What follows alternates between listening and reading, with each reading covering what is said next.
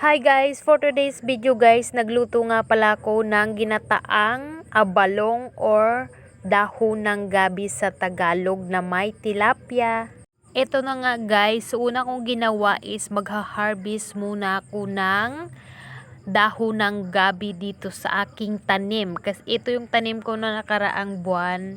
Tumubo na siya. Ayan, ito na siya. Tapos, tatalbusan na natin siya guys.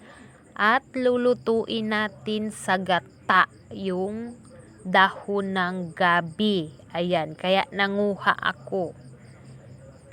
At ito na nga, nakaready na yung mga ingredients ng aking abalong with tilapia. Naghiwa na pala ako dyan guys ng mga pangpalasa, bawang sibuyas, luya. Ayan guys. Tapos sili, ayan yung ating panglagay.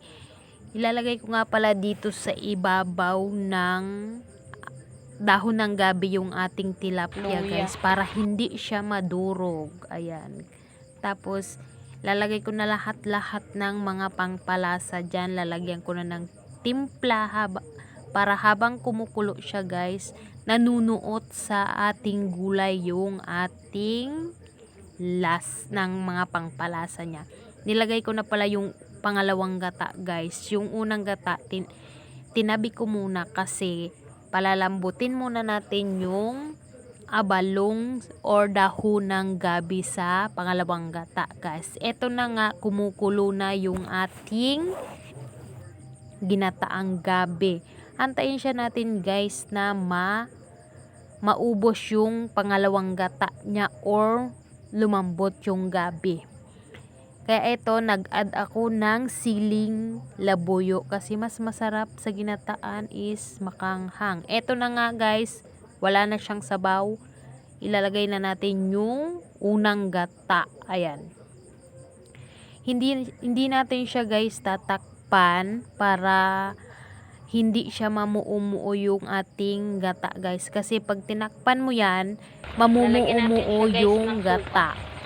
Kaya pag nagluluto ako ng ginataan guys, hindi ko siya tinatakpan. Naglagay ako ng suka.